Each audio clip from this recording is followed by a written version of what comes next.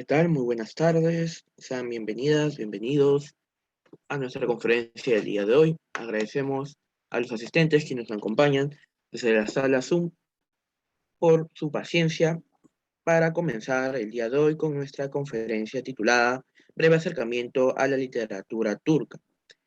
Antes de comenzar, quisiéramos nuevamente hacerles llegar información en relación a nuestras normas de convivencia para la realización de la presente conferencia. Para quienes nos encontramos en la sala Zoom, les pedimos por favor que en todo momento mantengan tanto sus micros como cámaras apagadas. De tal manera tendremos la mejor conexión tanto para la conferencista como también para los asistentes de la sala. De igual manera, les solicitamos que en la medida que se desarrolle la conferencia, cualquier duda, incertidumbre, pregunta que quisieran realizarle a la profesora Peisa, puedan escribirla en el chat de la sala Zoom. De igual manera, quien nos acompaña desde el Facebook Live del Centro de Estudios Orientales, les pedimos que puedan hacer llegar sus preguntas por la caja de comentarios y hacia el final de la misma le haremos llegar presentemente a la profesora. Nuevamente agradecerles por su espera, por su interés y por ánimo de participar, de acompañarnos nuevamente en nuestras actividades que venimos organizando en el Centro de Estudios Orientales. Para comenzar, quisiera poder darle la palabra al doctor Carlos Sumalavia, director adjunto de nuestro centro, para que dé inicio a la conferencia del día de hoy. Doctor. Muchas gracias. Muy buenas tardes. Estoy aquí sumamente complacido de poder, entre todos en el Centro de Estudios Orientales, propiciar un espacio para la difusión de la cultura turca a través de su literatura. En esta oportunidad, a cargo de la profesora, traductora Firat Beysa Firat, a quien le reitero mis agradecimientos por el tiempo, por la preparación para esta conferencia que sin duda será muy interesante. Ya desde la convocatoria habíamos visto pues que entre el público peruano y también sobre todo también personas que nos siguen desde otros países de América Latina han estado pues muy entusiastas a la espera de esta conferencia. Así que muy agradecido de parte del Centro de Estudios Orientales con la conferencista, a todos ustedes quienes nos acompañan aquí en la sala Zoom de este evento, como también a quienes nos acompañan desde las redes del CENO. Muchísimas gracias y estoy seguro que vamos a apreciar y a disfrutar de esta conferencia. Agradezco a todos ustedes y agradezco al Centro de Estudios Orientales de la Pontificia Universidad Católica del Perú, al maestro, al profesor Ricardo Sumalavia, a Luis por la invitación y por darme la oportunidad para presentar la literatura turca en América Latina. Muchísimas gracias. Muchísimas gracias, profesora. Muy bien, entonces antes de dar inicio vamos a leer brevemente la biodata de la profesora Beysa Firat. Beysa Firat es traductora de turco-español. En 2008 comenzó sus estudios en idioma español en la escuela Tümar en la Universidad de Ankara, continuando su formación a partir del año 2010, cuando fue a residir a México. Desde el año 2012 comenzó y se desempeñó en la Oficina de Comercio en la Embajada de Turquía como secretaria del Consejo Comercial. De igual manera, en el año 2016 obtuvo la certificación de español en el CEPUNAM para realizar traducciones oficiales en la Embajada de Turquía durante ese año. En el 2017 empezó a realizar traducciones literarias trabajando para varias empresas editoriales de Turquía. Entre ellas podemos encontrar Crear un hombre, La piel del cielo, Vibrato, La exploración de las especies, la novela de Don Sandalio, Mis cuentos, Cuentos completos, Turgenso de César Vallejo y Fatih Harbi de Peyami Safa. Bueno, sin nada más que agregar, agradecer nuevamente por su participación. Entonces les damos la palabra a la profesora Beysa Firat. Profesora. Muchas gracias, Luis. Vamos a empezar entonces. Voy a compartir mi presentación. Vamos a compartir así. Ok. Bueno, el día de hoy quiero hablar con ustedes, hacerles acercar un poquito a la literatura turca y la historia de la literatura turca también. Y vamos a tocar algunos temas como qué es y dónde proviene el idioma turco, etapas de la literatura turca, ejemplos conocidos de la tradición oral y escrita, el desarrollo de la literatura turca a partir del siglo XIX, escritores turcos que han sido traducidos al español, asimismo escritores latinoamericanos traducidos al turco, la narrativa turca contemporánea y finalizando con actuales proyectos de la difusión de la literatura turca. El idioma turco, nosotros decimos Türkçe, pertenece a la familia lingüística de las lenguas túrquicas, cuya área geográfica se extiende desde el occidente de China hasta los Balcanes. Muchas veces me preguntan, ¿no?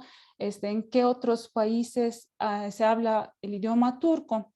Aquí en este mapa podemos ver que no nada más en Turquía se habla este idioma, también en Chipre, Alemania, Austria, Azerbaiyán, Bulgaria, Grecia, Macedonia, Rusia, Rumania, Mongolia y muchos otros países túrquicos que también están utilizando este idioma. Alrededor de 88 millones de personas hablan este idioma y un 14% de las palabras en idioma turco provienen del francés, español, árabe y persa. El idioma turco ha tenido varios sistemas de escritura. Se escribió con caracteres árabes, alfabeto turco otomano, y en 1920, con la reforma ortográfica realizada por el gobierno de Mustafa Kemal Atatürk, fundador de la República de Turquía, alcanzó a su modernización. Pero las primeras inscripciones túrquicas conocidas son las monumentales inscripciones de Orhon, que se encuentran en Mongolia. Fueron erigidas en el honor a los príncipes Kültigin y Bilge Khan, y esas inscripciones están fechadas entre los años 732 y 35. Aquí vamos a ver un pequeño ejemplar de estos monumentos, esas piedras talladas del alfabeto Göktürk, conocido, más antiguo alfabeto turco conocido hasta ahora. En un pasaje donde Bilge Khan, el príncipe, habla la importancia que da su pueblo al arte, y también aquí vamos a ver su relación con el pueblo chino. Dice Bilge Khan: he recibido artistas del emperador chino y los he puesto a trabajar. Mi solicitud no ha sido rechazada. Han enviado a los pintores de la corte del emperador chino. Les he pedido que establezcan una sala separada por dentro y por fuera. Los he tenido para hacer varias pinturas. He hecho que me esculpieran la piedra. Lo que estaba en mi corazón para pronunciarlo, lo tengo. Comprender para ver todo eso en cuanto a los soles y los sujetos de 10 flechas. He hecho que la piedra conmemorativa sea tallada. 10 flechas aquí serían los tribus túrquicos que Bilge Khan junto con su hermano estaba gobernando. Etapas de la literatura turca. Las primeras obras realizadas en lo que ahora conocemos como territorio turco provienen de finales del siglo XIII y principios del XIV. En esa época existía una gran tradición oral y escrita. Hasta siglo XIX se desarrolló en el marco de la civilización iraní islámica en dos ramas: halk edebiyatı, que sería literatura popular, y divan edebiyatı, literatura antigua, que sería poesía sofisticada de nivel superior propio del Palacio Otomano. Veremos algunos ejemplos más conocidos de tradición oral y tradición escrita. Nasreddin Hoca es un personaje que vivió en el siglo XIII y tenía anécdotas, chistes, y él era como el Don Quijote islámico porque acostumbraba a actuar en su locura siendo un personaje bastante cuerdo y abarcaba todo el ingenio popular de Oriente Medio, transmitiendo forma simplificada de las enseñanzas del sufismo. Otra tradición oral sería del siglo XIV, Karagöz y Hacivat. El teatro de sombras de Karagöz y Hacivat se encuentra en la lista de patrimonio cultural inmaterial de la humanidad. Según la leyenda nos cuenta que eran dos personas, albañiles, que vivieron en el siglo XIV, cuyas controversias divertían el resto de sus compañeros, pero eso molestó al al rey, al emperador de esa época, porque ellos impedían también la construcción de gran mezquita de Bursa. Asimismo, el sultán los mandó a matar. Poco después resucitaron en forma de sombras sobre una pantalla de lienzo, y este modelo de teatro era representado en la corte del sultán, en las bodas, fiestas, en los restaurantes durante el ayuno de Ramadán. Hasta la aparición de la radio y la televisión, fue una de las formas de entretenimiento infantil más popular en Turquía. Ya todavía sí, muchas veces en la época de Ramadán se puede encontrar presentaciones de Karagöz y Hacivat. De la tradición escrita, como había comentado, estaban muy cerca al palacio y también a la religión, muy apegado a la religión, todo lo que se escribía. Mevlana Celaleddin Rumi fue un hombre sufí de la orden de Tasawwuf, y el tema general de sus pensamientos, así como los otros sufís, está esencialmente enfocada sobre el concepto de la unidad y la unión con su amado.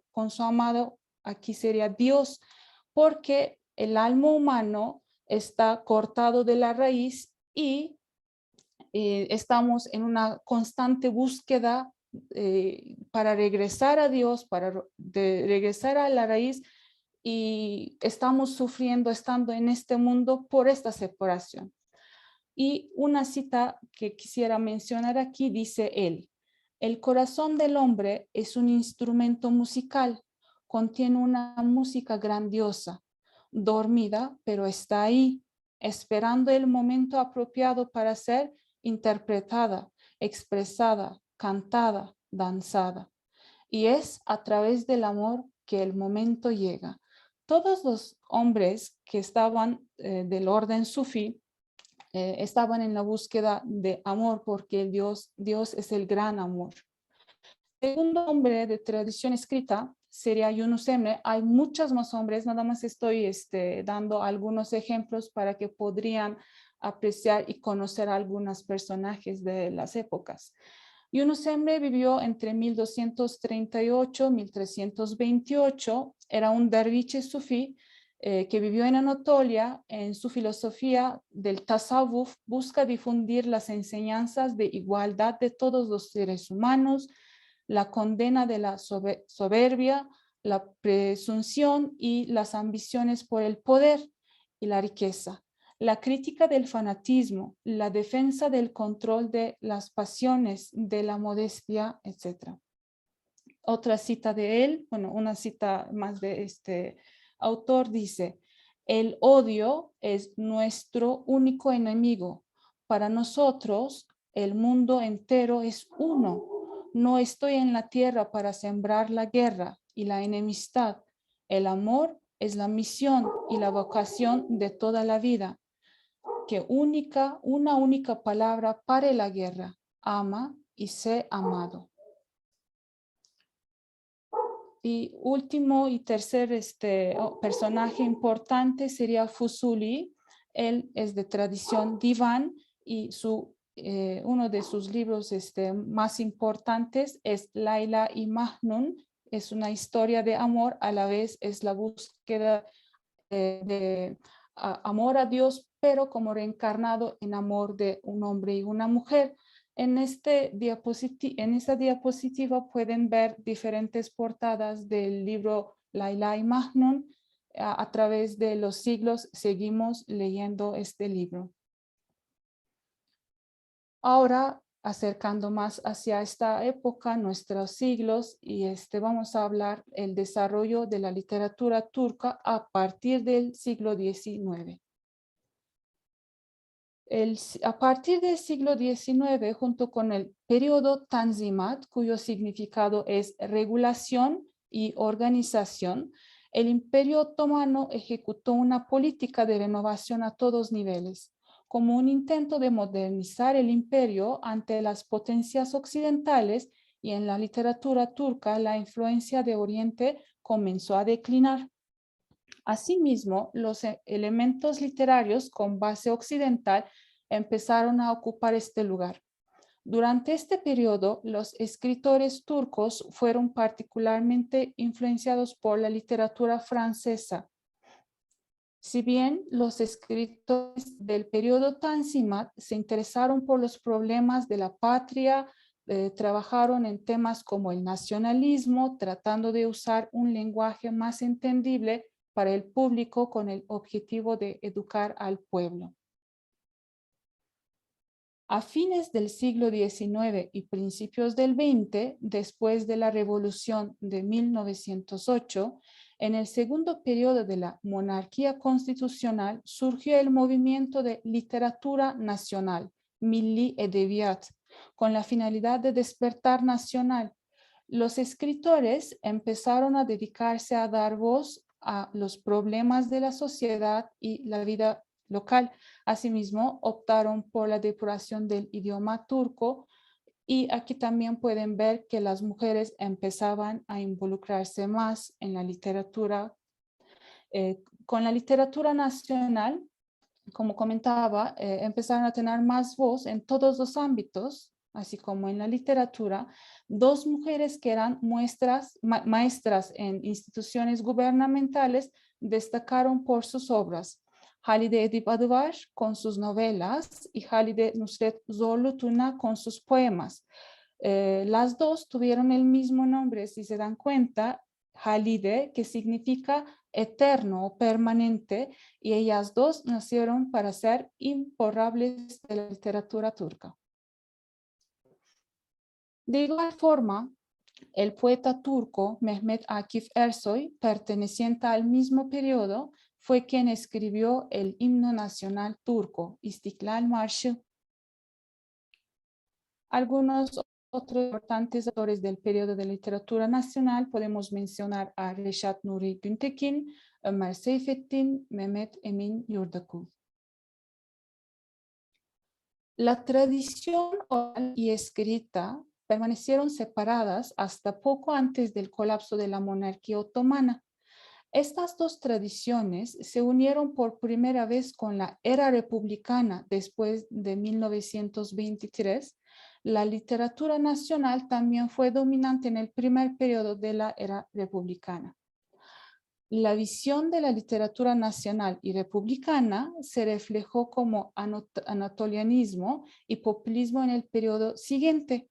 Con la Segunda Guerra Mundial y los efectos políticos de la misma, el socialismo y los movimientos campesinos se fortalecieron. Aquí algunos autores de la era republicana sería Ahmet Hamdi Tanpınar, Said Faik Abasıyanık, Orhan Veli Kanık, Cahit Sıtkı Tarancı, Peyami Safa, Necip Fazıl Kısakürek, Yaşar Kemal, Orhan Kemal y Orhan Pamuk, que todos conocemos, Premio Nobel Turco. Ahora vamos a ver de los nombres mencionados anteriormente, cuáles fueron traducidos al español. Yaşar Kemal fue uno de los autores más conocidos de Turquía y llegó a ser el primer autor turco propuesto para el Premio Nobel de la Literatura en el año 1972, anteriormente consiguiendo una gran cantidad de premios y distinciones a lo largo de su carrera, y ganó el premio al mejor libro extranjero publicado en Francia. Sus antologías de cuentos lograron un gran éxito en el mundo. Algunos libros que pueden ver aquí traducidos al español sería Color Amarillo, El Halcón, La Primera Avenida. Ahmet Hamdi Tanpınar es un autor que muchas veces Orhan Pamuk hace mención a sus obras, considerado como el escritor turco más sorprendente del siglo pasado. Tanpınar es autor de un apasionante universo cultural que rescata las excelencias del Imperio Otomano. Su novela, aquí podemos ver la portada del libro, se considera como obra maestra de la literatura turca. Trata la controversia de la occidentalización del país a partir de un exhaustivo análisis psicológico de sus personajes.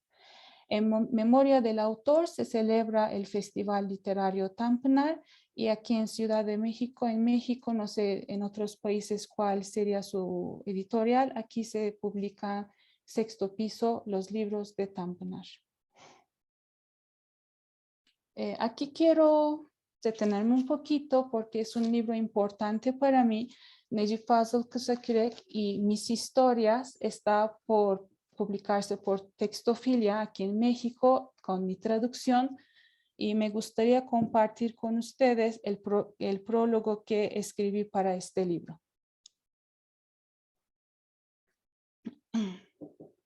Aquí hablando un poquito por qué es importante y por qué tenemos que leer mis historias de Necip Fazıl Kısakürek. Las historias de Necip Fazıl Kısakürek son ventanas que se abran hacia un mundo misterioso. Por un lado, exhibe el eterno sufrimiento ante la angustia primordial y carencias que ocupan lugar en la mente de la humanidad. Por otro, se cuestiona el anhelo indispensable por alcanzar lo impecable. Hay momentos en los que tengo una sensación extraña. ¿Qué es lo que busco en este mundo desdichado? Como se puede comprender en este breve poema, las respuestas que la humanidad busca sin cesar influyeron en el maestro Necip Fazıl como poeta, escritor y pensador desde muy temprana edad, mismas que le orillaron a adquirir la capacidad de observar el mundo interior y exterior con una percepción completamente diferente. Además, mientras transmite con toda la transparencia los sucesos y temas de sus historias, revela que como la vida, también la muerte puede ser cuestionada sin vacilación. En realidad, el maestro quiere llamar la atención al punto en donde se observa la actitud de las personas ante la muerte. El hombre muere, pero su memoria sigue viva en sus pertenencias, y la nostalgia será permanente. En sus historias, las casas y las prendas tienen memoria. Los escalones y las paredes tienen habilidad para comunicar, igual que las velas y cortinas que tienen cualidades para abrir portales a dimensiones desconocidas. Y con los fantasmas que son parte de la narración, revela los conflictos internos y externos del individuo. Podemos encontrar la existencia del misterio que alimenta nuestra curiosidad al leer mis cuentos, en la mayoría de sus obras a veces en forma de una voz de advertencia que viene de más allá, a veces un delirio o a veces una intuición. Con sus poderosas descripciones nos transmite la arquitectura de la época, distintas regiones o barrios y el estilo de la vida que llevaba la gente. Kısakürek es un poeta y escritor que fue testigo del cambio y los tiempos difíciles de su país. Es hijo de una época atrapada entre dos continentes y 3 generaciones, como expresó Carlos Monsiváis. O ya no entiendo lo que está pasando, o ya pasó lo que estaba yo entendiendo. Kısakürek no puede evitar demostrar el conflicto entre la generación más joven y los abuelos tradicionales. Es muy difícil para una persona presenciar la pérdida de los valores que conoce de cerca y han servido en su formación, ya que eso significaría una vida en vano. La energía vital que tienen los jóvenes impide que se den cuenta de eso, pero por otro lado nos daremos cuenta cómo los abuelos dolidos no saben lidiar con esa ira y sucumben ante ella. Aquella ley es el gancho del orden de inmortalidad. Aquella ley es el criterio de la verdad, lo bello, lo bueno. Podemos llegar a la conclusión de que el maestro Kısakürek, quien comparte estas líneas con sus lectores en su cualidad de poeta, considera que la justicia divina es una prueba de nuestra lealtad a la bondad. En conclusión humanista, estas sus historias escritas en entre 1928 y 1971 tienen un rasgo de guía que nos ayuda a trazar un camino hacia la elección entre el bien y el mal. Todo se conoce por lo que es su contrario. Para conocer el bien, alcanzarlo y ser uno con él, es necesario pasar por caminos pedregosos. Lo importante aquí es qué tan sincera será la persona para desenmascararse y cuán cerca se aproximará a su esencia. Pues justo por eso es sumamente importante contar con la valentía para leer estas historias. Otro libro que he traducido y publicó por Editorial HarperCollins México es una novela de Peyami Safa, en turco es Fatih Harbiye. Aquí en México elegimos el nombre Entre dos amores. Con un estilo narrativo profundamente emotivo, esta novela cuenta la vida de Neriman atrapada entre la modernidad y la tradición, con todas sus contradicciones y conflictos. Fatih y Harbiye son dos distritos de Estambul. En Fatih vive Neriman, y quien perdió a su madre, Nazan, cuando era una niña. Vive junto con su conservador padre Faiz y su tía Gülter. Su novia de toda la vida, Shinasi, también vive en el mismo barrio. Él es conservador como la familia de ella, lo que hace que Neriman comienza a cuestionarse su relación. Neriman se reencuentra con sus primas Pelin y Duygu, hijas de un millonario tío de Harbiye. Pelin invita a Neriman a una fiesta de bienvenida para Majid, el hombre del que está enamorada.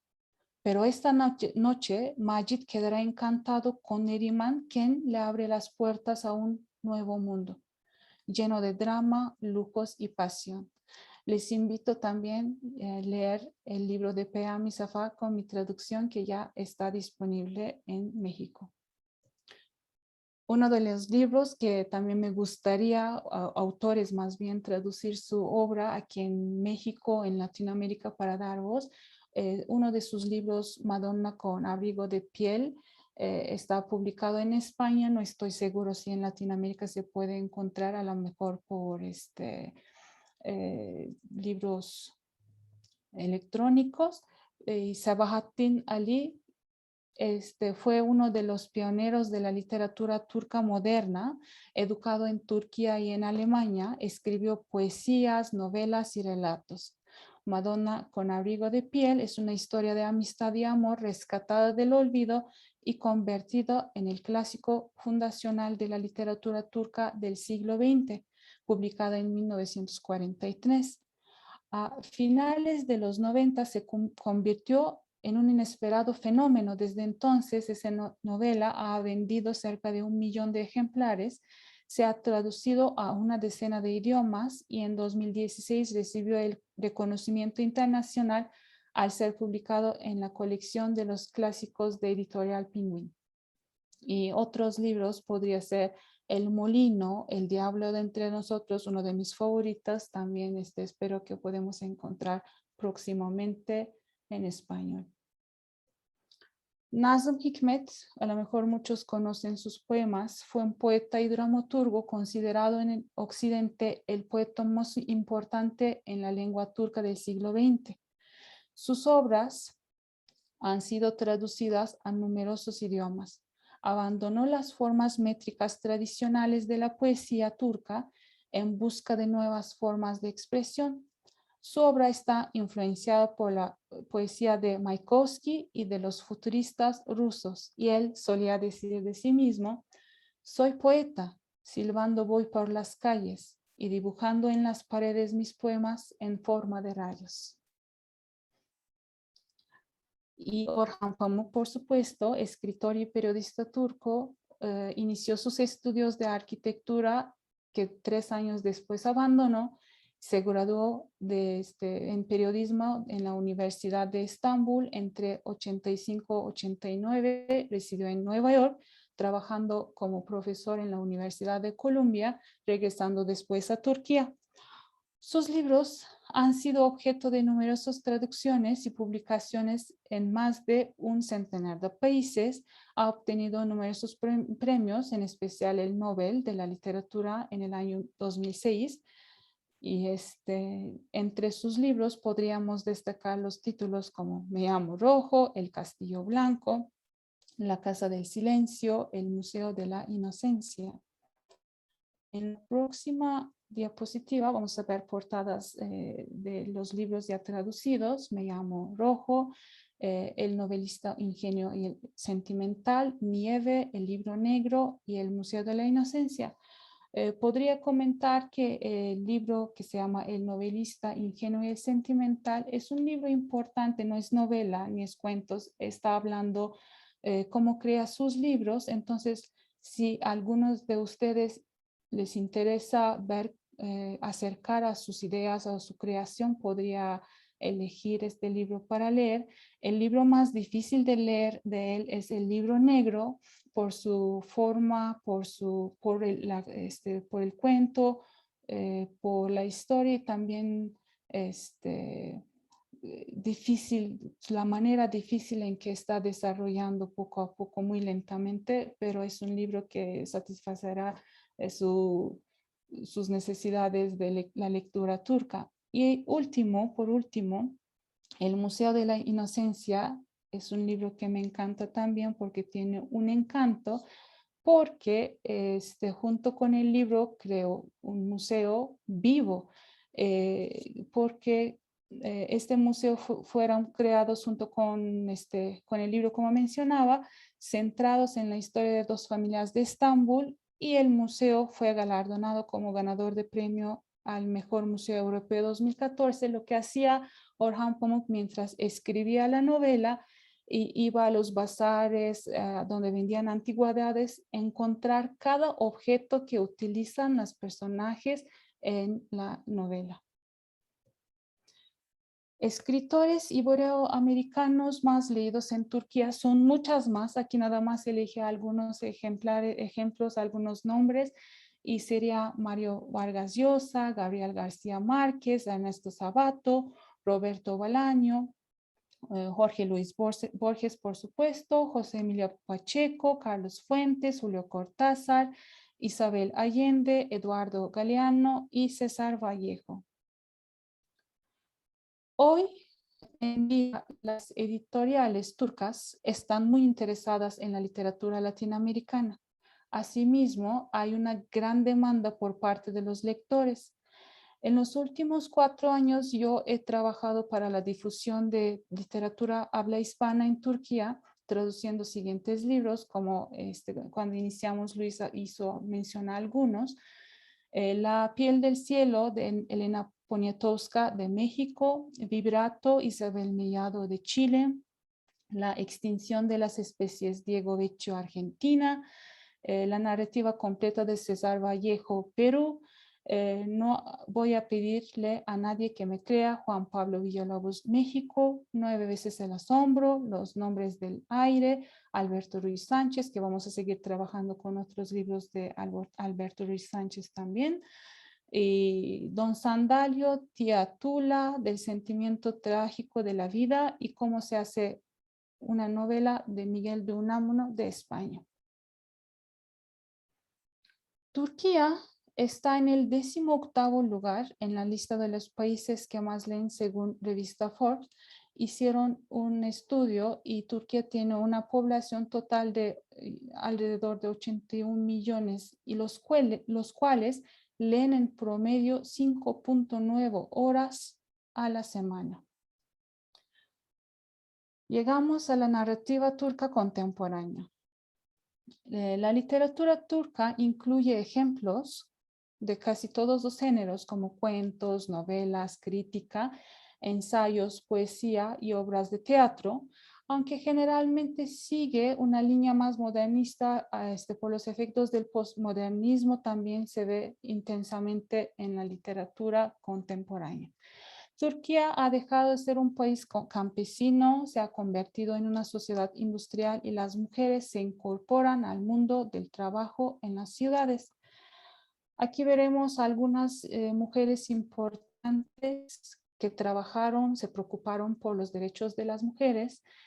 Adalet Ağaoğlu, una de las principales novelistas de la literatura del siglo XX, Nezihe Meriç, una de las narradoras más importantes de la literatura turca, y Sevgi Soysal, escritora y activista.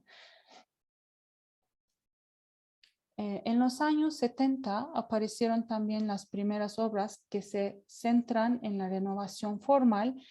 Autores como Selim İleri, Ferit Edgü o la mencionada Adalet Ağaoğlu comienzan a incorporar a sus obras nuevos mecanismos innovadores que superan las estructuras novelísticas tradicionales.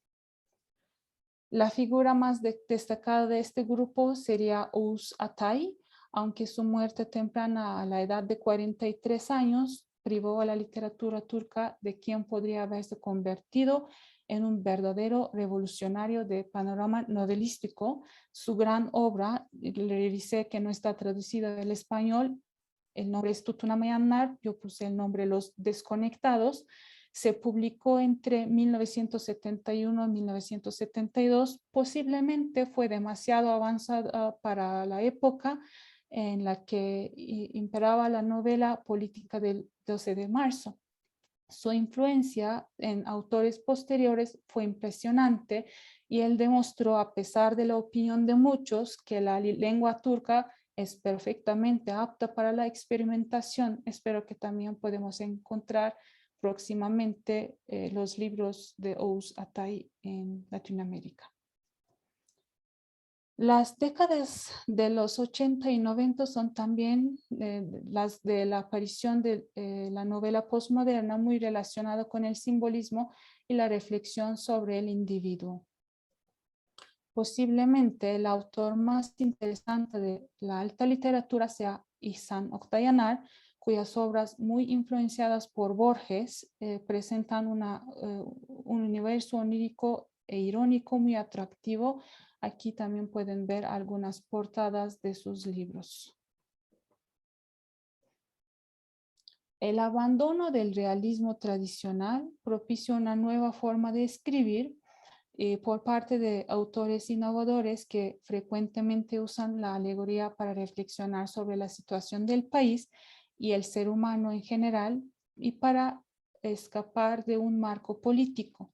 En ese sentido, cabe destacar a Bilge Karasu o a Buket Uzuner, aunque no son los únicos. La narrativa se centra ahora en el individuo inmerso en una sociedad problemática, más que en el individuo como representación de un grupo o una clase. Aquí igual podemos ver sus libros traducidos al español, El Jardín de los Gatos Desaparecidos de Bilge Karasu o Gentes de Estambul de Buket Uzuner. Ya llegando a la parte final de nuestra plática, la pregunta es, ¿qué están haciendo los interesados en las letras hoy en día para la difusión de la literatura turca? Secretaría de Cultura y Turismo de Turquía tiene un proyecto. Si están escuchando algunas editoriales a nosotros en ese momento, podrían acercar a ellos, porque este proyecto, que es apertura de la cultura, el arte y la literatura turca en el extranjero, apoyan a las editoriales extranjeras, tanto las turcas, para que los libros de los autores turcos pueden traducir o publicar en otros países. Otro de los proyectos que quisiera hablar es Proyecto Fábula de mi querido amigo Alparslan. Estamos ahorita dando el comienzo de Fábula, una aplicación para celulares. En Turquía el nombre es Bir Yudum Kitap.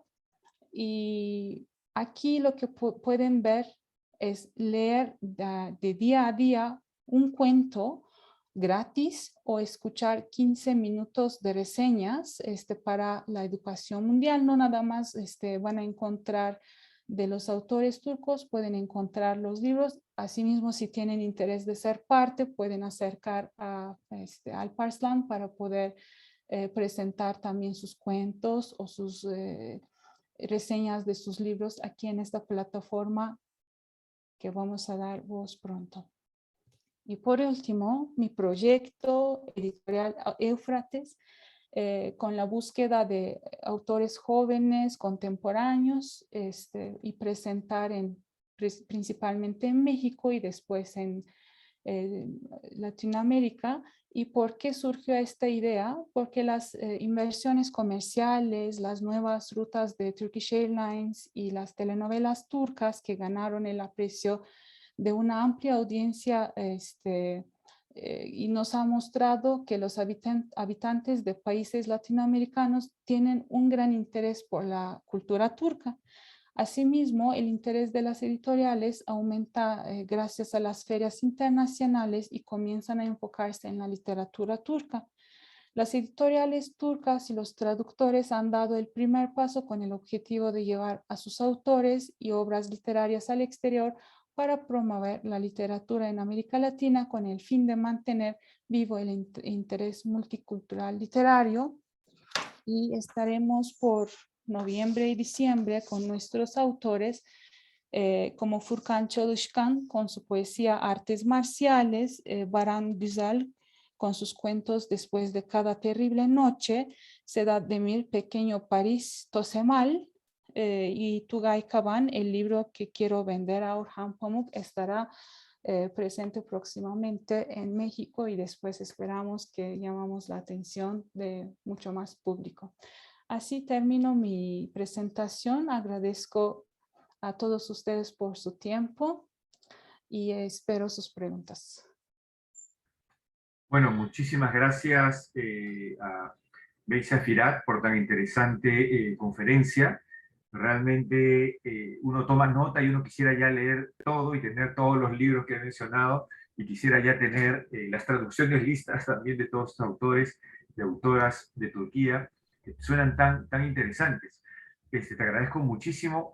Quizá yo tengo una primera pregunta. Sé que el público también tendrá sus preguntas, pero me preguntaba por qué particularmente en México hay este interés por la literatura turca. Si es que, no sé, pienso en otro foco cultural de gran difusión editorial, que es Argentina, también tiene difusión de la literatura turca, o es que en México hay un contexto especial para esta difusión.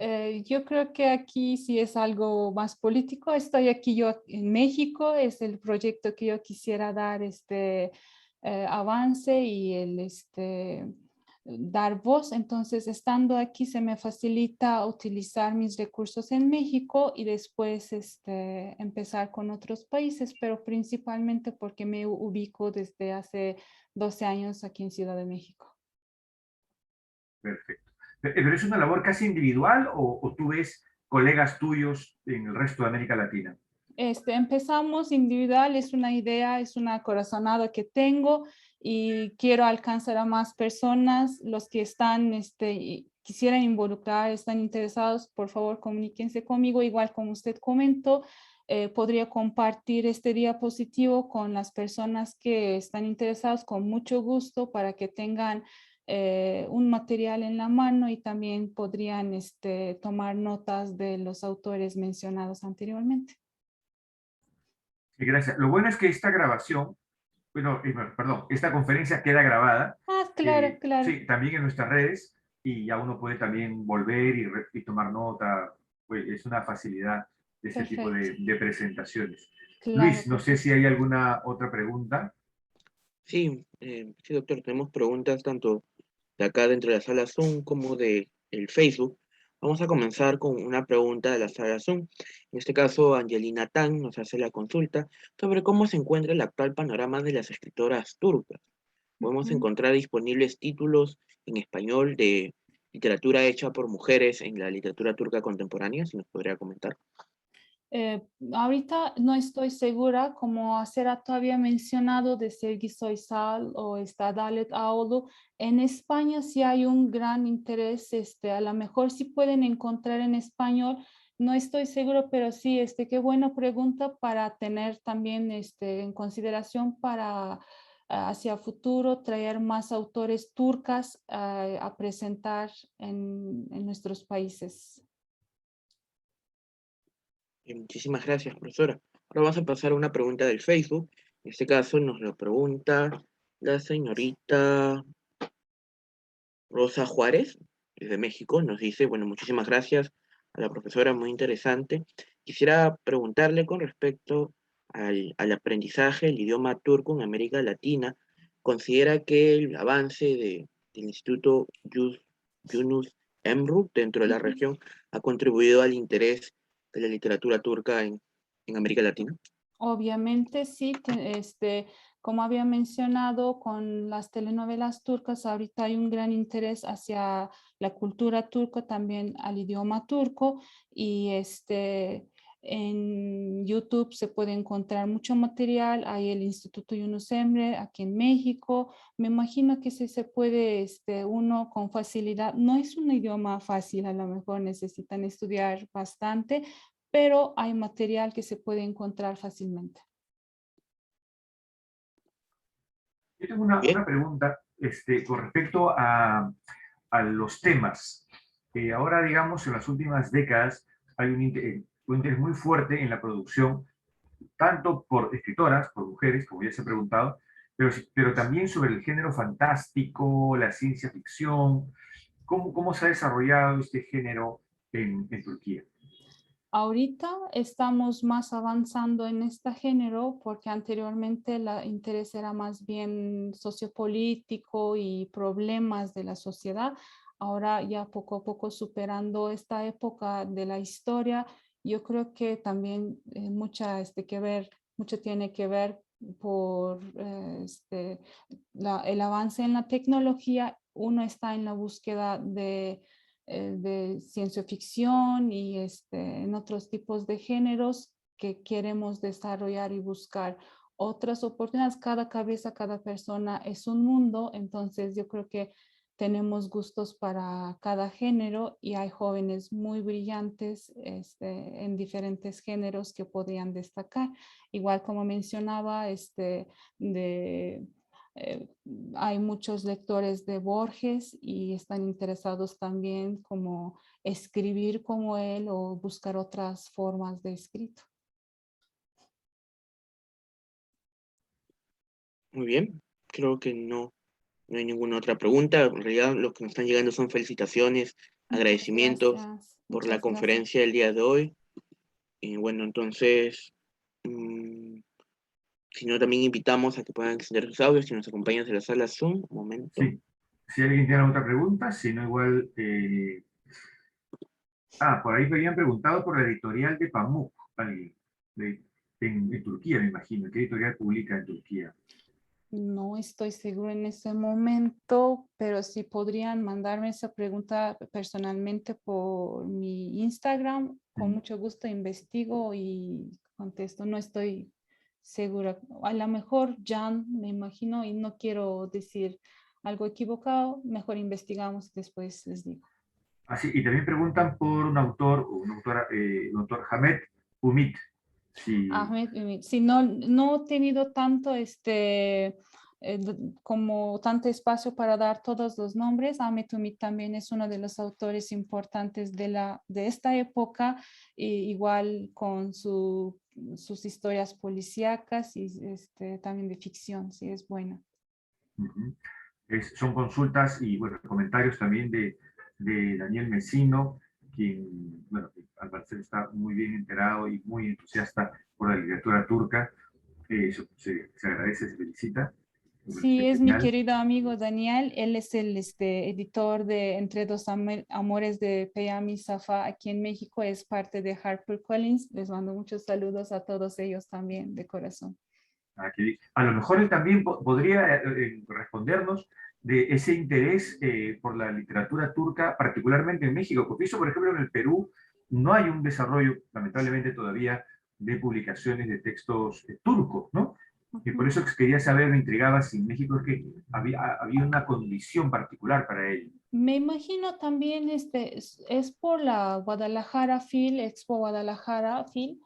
Ha habido varias ocasiones que los turcos han venido, tanto también por parte del Secretario de Cultura, y aquí tuvieron a la mejor facilidad de acercar a ellos, porque como había mencionado, tienen podemos llamar una beca, un apoyo económico para la traducción y para la publicación. Asimismo, aquí extiendo la misma invitación a los editoriales peruanos para que puedan acercar a esta institución con el interés de traer literatura turca a su país, igual acercar a los editoriales turcas también para poder publicar sus libros en Turquía. Sí, porque hay un gran interés también en Turquía hacia Latinoamérica y los autores nuevos. Hola, ¿qué tal? ¿Cómo están? Soy Daniel, Daniel. Qué hola. gusto. Estuvo encantadora esta presentación y a mí me interesa muchísimo porque yo tuve la fortuna desde hace 3 años, casi voy cada año a Turquía a participar en un programa de intercambio de agentes e editores que se conoce como el programa de Fellowship, en el que yo invito a todos los editores latinoamericanos que apliquen y si tienen la buena fortuna de recibir el apoyo, pues podrán tener la oportunidad de conocer a varios agentes editoriales, etcétera. Y yo cuando fui, siempre he dicho que soy un editor que ve mucho a la calle, que siempre está presente en la calle, no qué es lo que está leyendo la gente, porque soy un editor de interés general. Y entonces aquí me había percatado de dos fenómenos muy interesantes. Por ejemplo, la gente de 30 años para arriba, hablando 30, 50, 60, las señoras, se habían enamorado de los melodramas turcos, de estas telenovelas turcas, ¿no? Que por motivos de costos empezaron a transmitirse en varios canales de televisión abierta y por cable aquí en México. Y eso ocasionó una cantidad de interés porque los actores actuaban, ¿no? A diferencia de muchos actores de plástico, ¿no? Los escenarios son maravillosos, ¿no? Las historias. Y luego hay otra peculiaridad que yo encontré, que son las similitudes entre la Ciudad de México, por ejemplo, donde yo vivo, y Estambul. Se parecen muchísimo, ¿no? En cuanto a pesar del idioma, entre las semejanzas. Y fue en ese entonces cuando evidentemente yo iba a buscar a un Pamuk. Yo quería traer un nuevo premio Nobel y de repente en el catálogo uno de los agentes literarios de Turquía me habla de que, oye, fíjate que hay una telenovela turca que se llama Entre dos amores, que se publicó en toda América Latina, que dura como 139,000 capítulos, es larguísima, pero es una adaptación moderna de un clásico que escribió Peyami Safa. Entonces dije, yo lo quiero traer, porque la verdad es que la gente quiere saber más, quiere imaginarse el nombre de Nerimar, ¿no? Y la adaptación es muy buena, las primas, o sea, las primas de Nerimar, y entonces de ahí surge la idea yo les comento a mis colegas aquí en HarperCollins, fíjate que conocí a un editorial que tiene un clásico de una telenovela que se ha publicado tanto en Estados Unidos para la comunidad hispana como para toda América Latina.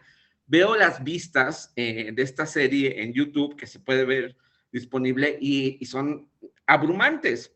Entonces dije, vamos a probar y ha funcionado. Entonces, este fenómeno del interés a través de la telenovela creo que suple a lo que México había hecho con la telenovela mexicana en los años 80.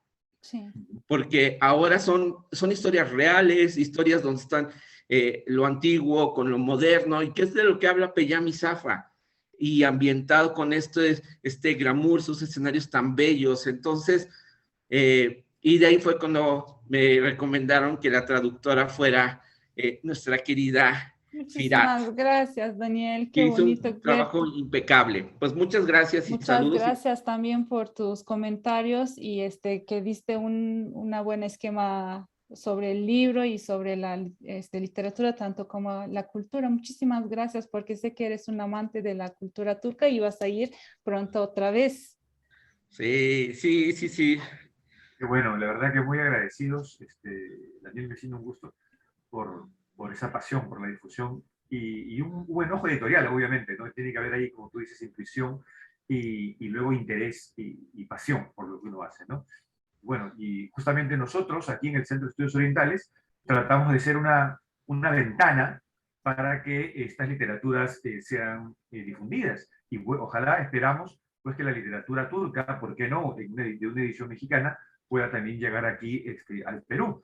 De hecho, en este contexto pues, pandémico hay muchas compras en línea que se han acelerado a una velocidad increíble y ya uno desde Perú puede comprar libros mexicanos, o sea, editados en México, en Argentina, Chile, etcétera, ¿no? Entonces, sé que estas oportunidades de difundir, en este caso la literatura turca, que agradecemos, aporta un poquito, damos un paso más para poder conocer mucho mejor a todas estas culturas, como acaba de decir.